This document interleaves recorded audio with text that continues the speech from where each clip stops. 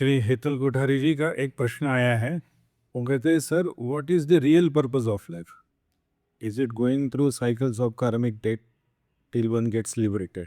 ये प्रश्न हेतल कोठारी जी ने पूछा है। ये प्रश्न का विषय आप समझ ही गए कि गहन है, पर आज इसी विषय पर चर्चा करते हैं। इस प्रश्न के दो अहम पहलू, एक पर्पस ऑफ लाइफ और दूसरा कार्मिक डेट। मेरे विचार में पर्पस ऑफ लाइफ आपको तभी स्पष्ट होगा यदि हम कार्मिक डेट इस संज्ञा को समझते हैं। तो आज हम इस समय सिर्फ कार्मिक डेट विषय पर ही चर्चा करते हैं। अब ये जो संज्ञा है, इसके लिए हमें पहले एक और सवाल पूछना पड़ेगा अपने आप से, कर्म क्या है?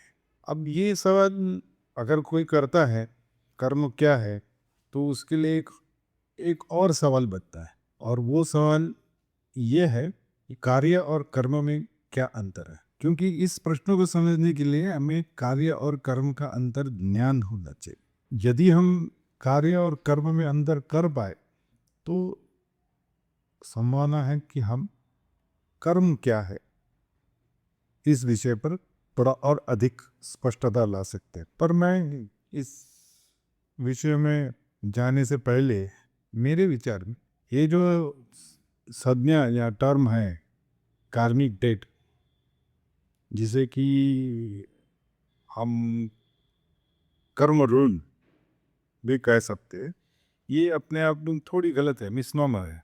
कर्म का बंधन हो सकता है, कर्म बंधन, या कर्म बद्धत्व हो सकता है, कर्म जड़त्व हो सकता है। कर्म ऋण कहना ये थोड़ा सा कंफ्यूजिंग है, या उससे विषय से विपरीत दिशा में हम चले जाते हैं। आपको शायद ये कहावत याद होगी, या ऐसा बोला जाता है कि जैसा बोओगे वैसा ही पाओगे। ये बहुत प्रचलित डायलॉग हुआ करता है। उसी प्रकार से जिन्होंने साइंस थोड़ा बहुत पढ़ा है वो तुरंत इस विषय में न्यूटन थर्ड लॉ को लेके every action has equal and opposite reaction, इस वाक्य को भी फेंक देते। और इसी तर्ज पर लॉ ऑफ कर्मा ये एक टर्म बनाते हैं। असल में पश्चिमी सभ्यता तथा किताब पर आधारित रिलीजनों में यह विचार मुख्यतः दिखाई देता है, पर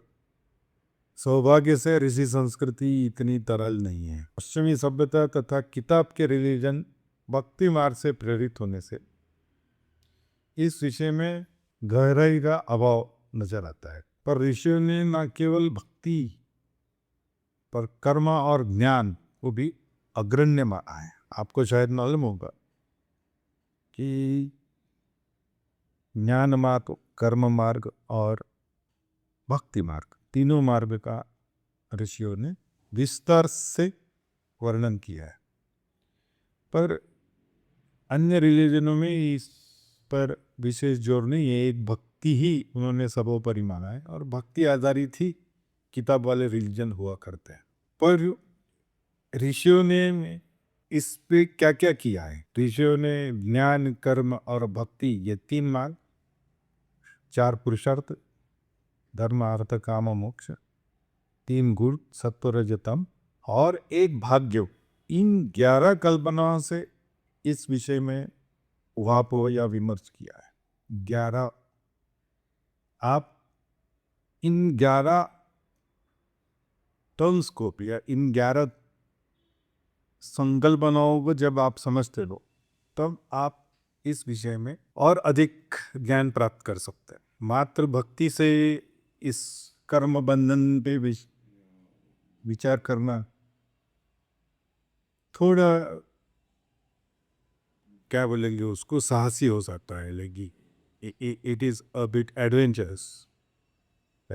आप सिर्फ भक्ति मार्ग और कर्म को अगर जोड़ोगे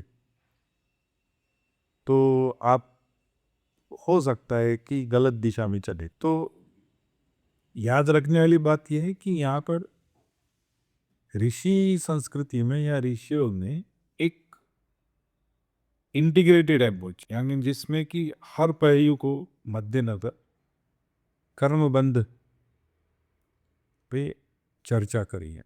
तो इस सारे बिंदुओं को, इन सारी कल्पनाओं को याद रख के, इनके मद्देनजर हमने ये पूछना चाहिए, अब बताओ कि कर्म क्या है।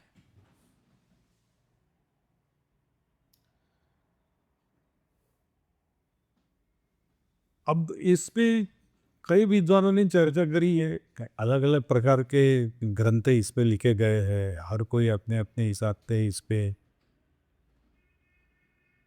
अपना मत प्रदर्शित करता है। पर और उसमें ये भी आए हैं कि आप जो भी करते हो वो आपको वापस अवश्य मिलेगा।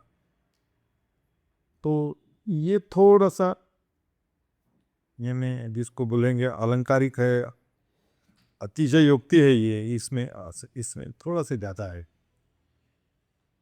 कि हर किया हुआ कार्य आपके पास वापस आएगा, तो मोक्ष प्राप्त करना थोड़ा सा जटिल हो जाएगा। वैसे भी जटिल है वो, लेकिन अगर हम इस प्रकार से पश्चिमी सभ्यता के हिसाब से सोचते हैं तो फिर हम मोक्ष को कभी प्राप्ति नहीं कर सकते, और क्योंकि वो कभी प्राप्त कर ही नहीं सकते, इसलिए पश्चिमी सभ्यता में इस विषय में उसको बोलते कि ये पेपर पे अच्छा लगता है लेकिन इसकी प्रैक्टिकलिटी इस थ्योरी की कुछ नहीं है। पर अब यदि हमने ये जान लिया कि कर्म और कार्य में जो सूक्ष्म अंतर है वो यदि आपने पकड़ लिया, तो आपको इस विषय में थोड़ा सा इंटरेस्ट आ सकता है। तो चलिए हम कर्म और कार्य के विषय में अब बात करते हैं। देखो, दो चीजें हैं, हर कार्य कर्म नहीं होता और बगैर कार्य के कर्म नहीं हो सकता। दोनों सेंटेंसेस, दोनों वाक्य आप अच्छे से समझ लीजिए। हर कार्य कर्म नहीं होता और कार्य का ही, कार्य से ही कर्म बनेगा। यदि हर कार्य कर्म नहीं है तो जाहिर है, स्पष्ट है कि कार्य और कर्म में ऋषियों के अनुसार कुछ तो अंतर है, और वो अंतर है ममत्व का, आसक्ति का। यदि कोई कार्य आपने ममत्व भाव से या आसक्ति से किया है तो उस कार्य को कर्म का कहा जाएगा, और फिर ये कर्म आपके साथ जुड़ जाएगा। ममत्व या आसक्ति को साधारण हिंदी में अटैचमेंट कहते हैं। साधारण हिंदी में हम ये भी कह सकते, actions perform with attachments will lead to karma. और यही आसक्ति और यही ममत्व ऋषियों ने माया के नाम से जाना है। और क्योंकि माया है और वो जड़त्व की ओर ले जाती है, इसलिए इसी को निद्रा का। अब आसक्ति या माया का होना आवश्यक है यदि आप कर्म करना चाहते हो। इसलिए आपको ये तो समझ में आ गया होगा कि किसी भी कार्य में अगर आपने मैं का भाव रखा या ऐसा कहा कि मैंने ये किया है, यदि आप ये कहते हैं या आप समझते हैं, तो वो कार्य आपके लिए कर्म हो। कई बार ऐसा होता है कि आप कहते नहीं हो लेकिन मानते जरूर हो। वो अगर आपने उस कार्य में मैं को मान लिया तो भी वो कर्म कहलाएगा। देखिए, ऐसा है कि कई बार हमने देखा होगा, ऐसे कई लोग होते कि वो अच्छा काम करते और सदैव ये बोलते रहते कि ये मैंने कहाँ किया है, ये तो ऊपर वाले की कृपा है जो मेरे हाथ हुआ है, मेरा इसमें कुछ। बोलने में वो सदैव ऊपर वाले को लाते हैं और ये प्रतीत होता है कि ये इनका अहम उसमें जुड़ा नहीं, लेकिन मन से वो उस कार्य में अपने आप को जोड़ लेते हैं। यदि उन अच्छा काम करने पे उनकी प्रशंसा नहीं तो उन्हें बुरा भी लगता है। जहाँ आपने इस प्रकार की सोच की या आप चाहे बोले कि मैंने ये काम मैंने नहीं किया, ऊपर वाले ने किया, पर यदि आप मन से उससे जुड़े हो तो ये कर्म आपके साथ लग जाएगा, चाहे वो अच्छा कर्म हो या बुरा कर्म हो। सो मात्र कहने से इसमें नहीं है, बेसिक कंडीशन आपका मैं या ममत्व उससे जुड़ा है कि नहीं। ऐसा नहीं है कि बुरे कर्म का ही बंधन आपके साथ होगा। ये उदाहरण मैंने इसलिए ली कि अच्छे काम में भी आपको बंधन में डाल सकते। आपने किसी की मदद करी, वो दुखी है, दीन है, और उसने आपसे याचना करी और आपने उसको सहायता करी। अब ये अच्छा कार्य है, उसके वजह से वो उसके कुछ दिन तो अच्छे से बीते, तो स्वाभाविक है आपने कार्य तो अच्छा किया है। लेकिन अगर आपने इस कार्य में अपने आप को रखा है, ममत्व है, आपको लगता है अंदर ही अंदर कहीं तो मैंने ये किया, तो ये अच्छा कार्य भी कर्म बंधन है। और कर्म बंधन अगर होता है तो उसके परिणाम आपको भोगने ही पड़े। इसको और थोड़ा सरल करने के लिए हम थोड़े और चीज़ों का या थोड़ी और उदाहरणों से ये स्पष्ट करना चाहिए। चलिए देखते, संतों ने कई ग्रंथों की रचना करी, कई संतों ने कई ग्रंथों की रचना करी। क्या ये कार्य उनके लिए कर्म हुए? महाराष्ट्र में अगर आप देखते हो, उत्तर हिंदुस्तान जैसे तुलसीदास जी ने मानस की रचना है, ज्ञानेश्वर महाराज ने ज्ञानेश्वर, शंकराचार्य में इतने ग्रंथों का निर्माण, तुकाराम महाराज ने गाथाई की। क्या ग्रंथ निर्माण करने से ये कुछ निर्माण करने के भी कार्य हुआ? और अगर ये कार्य हुआ है जिसके वजह से आज भी हमें प्रबोधन होता है, आज भी वो ग्रंथ हमारे काम आ रहे, तो बहुत विशाल और बहुत बड़ा कार्य हुआ है। पर ये क्या कार्य ना, उन संतों ने जिन्होंने उनकी रचना करी है उनके लिए कर्म हुआ। यदि वो संतों ने ग्रंथ रचना का कार्य स्वयं की प्रसिद्धि या स्वयं की प्रशंसा के लिए की है तो वो उनके लिए भी कर्म बंधन। और यदि उन्होंने स्वयं की प्रसिद्धि या स्वयं की प्रशंसा के लिए नहीं की है, मतलब ममत्व भाव से ग्रंथ रचना नहीं की है, जो उनके ग्रंथ का आराध्य है या जो उस ग्रंथ का विषय है उसकी प्रशंसा या ग्रंथ की प्रसिद्धि के लिए ही उन्होंने अगर वो रचना करी है, जैसे तुलसीदास जिन्हें मानस की रचना करी है तो खुद की प्रसिद्धि के लिए या राम जी की प्रसिद्धि के लिए, राम जी की प्रशंसा की, ये यदि आप समझ तो वो इतना बड़ा कार्य रहा या कर्म हुआ। या भारतीय संतों की ये परंपरा रही कि उन्होंने जितने भी कार्य करे हैं वो कार्य ही रहे, प्राय कर्म के श्रेणी में नहीं जाते, क्योंकि भारतीय संतों ने ममत्व भाव से कार्य नहीं की है। पर आधुनिक ग्रंथकारों की दृष्टि आप कहाँ न जाए, किसी ने मान लीजिए कोई पुस्तक लिखी, यदि उस पुस्तक में वो अपनी प्रशंसा या अपनी प्रसिद्धि को खोजता है तो उसका पुस्तक के साथ वो ममत्व से जुड़ गए। वो कार्य में उसने पुस्तक प्रसिद्ध यानी प्रकाशित कर्म, पुस्तक लिखना, ये उसके लिए कर्म। अब अगर ये कर्म हुआ, भले ही वो किताब या वो पुस्तक अच्छी हो, लोगों के फायदे की हो, लेकिन क्योंकि वो कर्म हुआ तो उस ग्रंथकार को या उस लेखक को उस वजह से कर्म बंधन आवश्यक। कर्म बंधन, अब ऐसा भी हो सकता है कि कोई बोले कि नहीं यार, हमें तो कोई फर्क नहीं पड़ता, हम हमारी प्रसिद्धि के लिए नहीं कर रहे। लेकिन अगर आप देखें पुस्तक की सफलता असफलता से अगर वो आनंदित या व्यथित होते, ऐसे कई लेखकों से मैं परिचित हूँ जिन्हें अपनी किताब को यथा योग्य न्याय न मिलने की वजह से विफल होते हमने देखा। और ऊपरी सत्य पे वो बहुत साधारण सी और बहुत त्यागी जीवन में रहते, अंदर ही अंदर कहीं उनको ये शूल रहता है, जिस प्रकार से मेरा कार्य है उस प्रकार से प्रसिद्धि बोलो या लोगों से एक्नॉलेजमेंट नहीं मिला है। अगर तो ये आपकी धारणा है या ये भावना है तो आप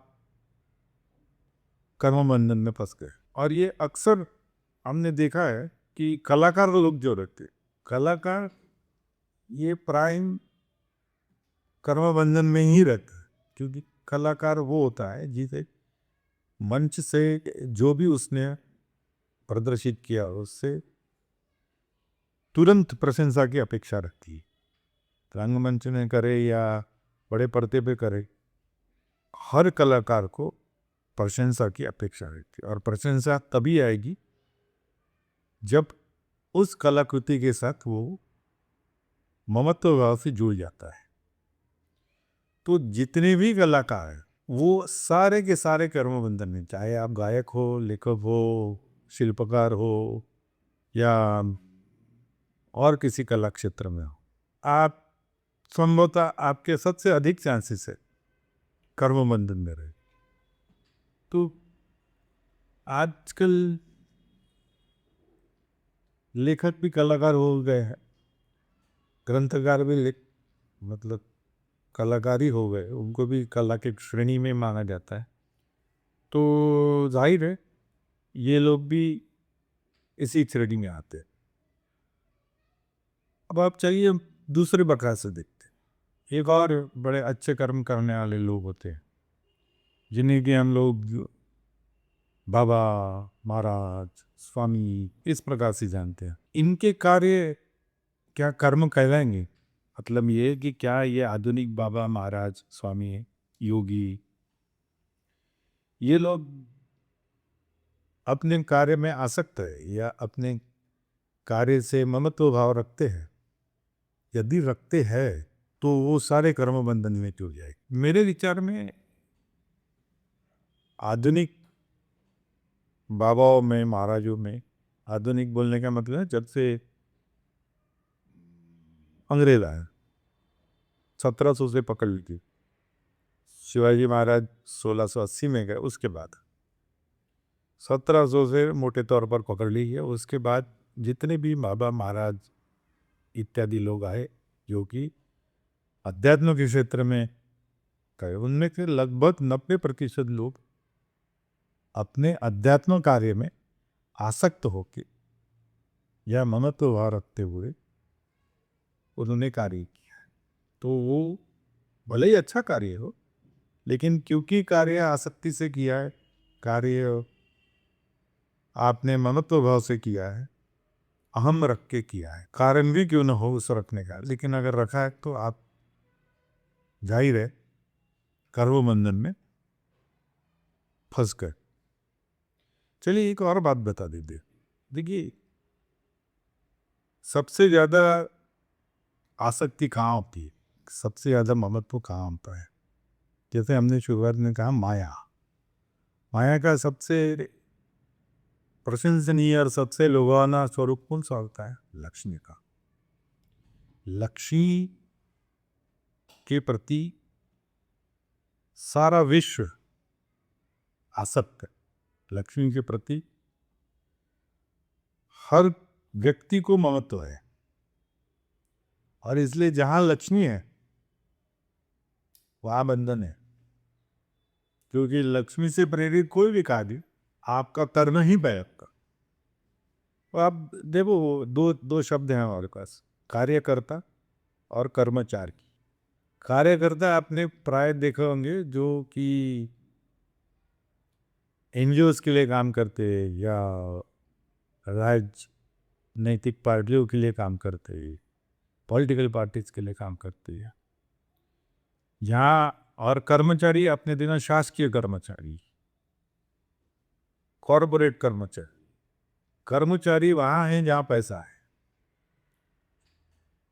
और कार्यकर्ता वहाँ है जहाँ पैसा नहीं। अब ये दो शब्दों का चयन बहुत सोच समझ के किया है। अगर आप शासन में काम कर रहे हो, शासकीय अधिकारी हो, छोटे हो या बड़ी हो, आपको उसके बदले में पैसा अवश्य मिलेगा। और जहां आपने पैसे के लिए काम किया तो आप पैसे से आसक्त हो गए, ममत्व हो गए, ये मेरा पैसा है। और पैसा आने से जैसा हमने कहा, अब आप कर्मचारी नहीं लोग, आप कार्यकर्ता, शासकीय कार्यकर्ता नहीं होते हैं, पॉलिटिकल पार्टीज के कार्यकर्ता होते हैं। तो कर्मचारी और कार्यकर्ता, इन दोनों को आप अवश्य समझ लीजिए कि जहां जहां आपने इन दोनों के बारे में सोचा, वहां वहां आपको समझ आ जाएगा कि हम अगर कोई कार्य कर रहे हैं, वो कार्यकर्ता के रूप में कर रहे हैं कि कर्मचारी के रूप में कर रहे हैं। और अगर हम कर्मचारी के रूप में कर रहे हैं तो वहाँ आसक्ति है, और बहुत अधिक चांसेस है, बहुत अधिक संभावना है कि आसक्ति पैसे से जुड़ी है, और पैसा आपको बंधन में डालता है। तो जो कर्मचारी है वो कर्म बंधन में फंसे, और अगर कर्म बंधन है तो आपको उसका फल, उसका परिणाम अवश्य भोगना पड़े। अब यहाँ पे एक और ट्विस्ट आता है, उस ट्विस्ट के बारे में संभवतः हम अगले ऑडियो में बात करेंगे या अगले संस्करण में बात करेंगे कि कर्म बंधन हो गया तो कर्म बंधन आपको अवश्य फंसा देगा। बंधन है, अगर आप बंधित हो गए तो वो आपका पीछा नहीं छोड़ेगा, वो आपको अवश्य मिलेगा ही मिलेगा। लेकिन जो मैंने शुरुआत में बात करी थी कि जैसा बोओगे वैसा पाओगे, या एवरी एक्शन विल है इक्वल एंड अपोजिट रिएक्शन, ये पश्चिमी सभ्यता के लिए लागू होता है, या किताब वाले रिलीजन जो है उसमें भी लागू होता है, क्योंकि वहाँ पर आसक्ति से और समय को उन्होंने, काल को उन्होंने लीनियर माना है, एक ही रेखा में चलता है उत्कर्ष। एक बार आप जन्म लिए, उसी वक्त आप जब तक जिंदा रहे, जैसे आनंद ने कहा है, जब तक जिंदा हो मरा नहीं, यार जब मर गया साला मुई नहीं। ये फिलोसफी उनकी है जो कि पश्चिम में रहते या पश्चिम की किताबों से प्रभावित थे। यहाँ पूर्व में ऋषियों में इसको थोड़ा सा, वो सीधी तो है लाइन हमारी, लेकिन एक समय पे वो वापस आती है, वो सर्कुलर बनती। आप प्रत्येक जीवन में सीधी लाइन में चलते हो, लेकिन जीवन अंत में साइकिल शुरू हो जाती है। पुनर्जन्म का जो विषय है वो इस कर्म बंधन से जुड़ा है। अब पुनर्जन्म का विषय है कर्म बंधन, और इन सारे विषयों पे हम लोग अगले संस्करण में बात करेंगे। लेकिन मेरे विचार में आज इस व्याख्यान में आपको ये स्पष्ट हो गया होगा कि हर कार्य कर्म नहीं होता, और बिना कार्य के कर्म भी नहीं होता, और बिना आसक्ति के अगर आप कोई कार्य करते हो तो वो कार्य ही रहे।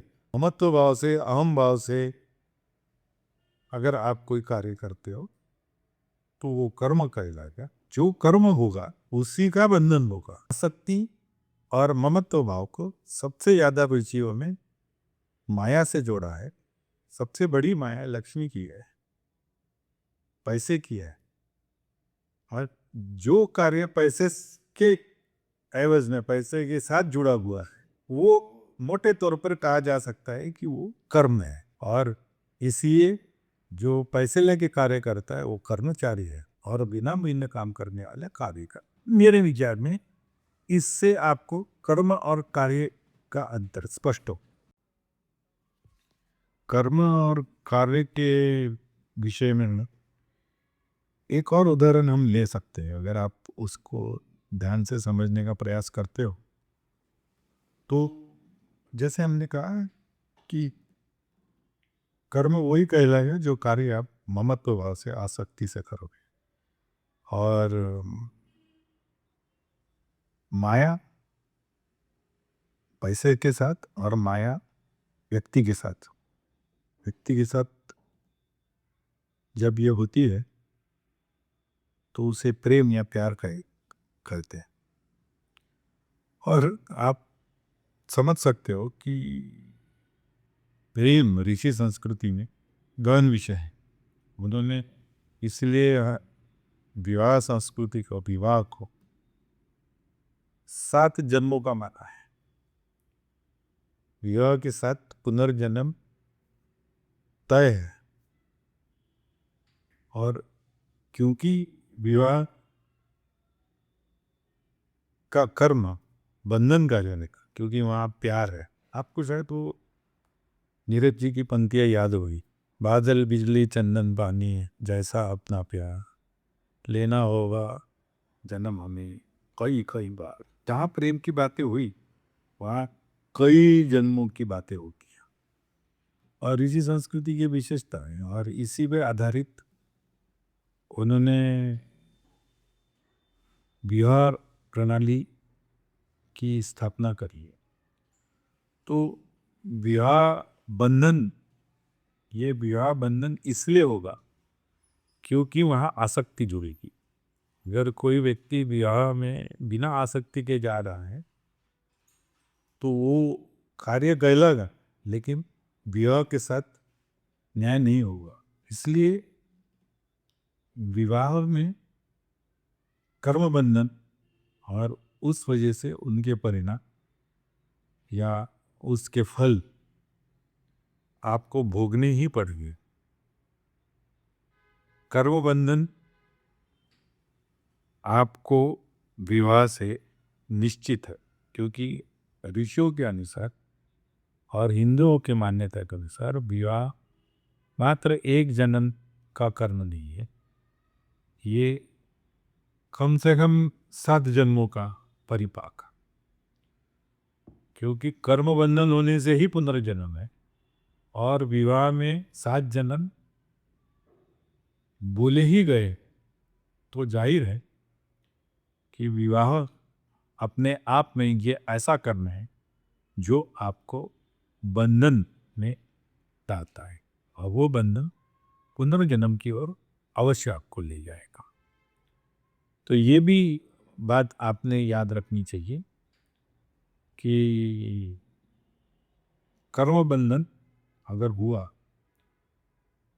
तो ही विवाह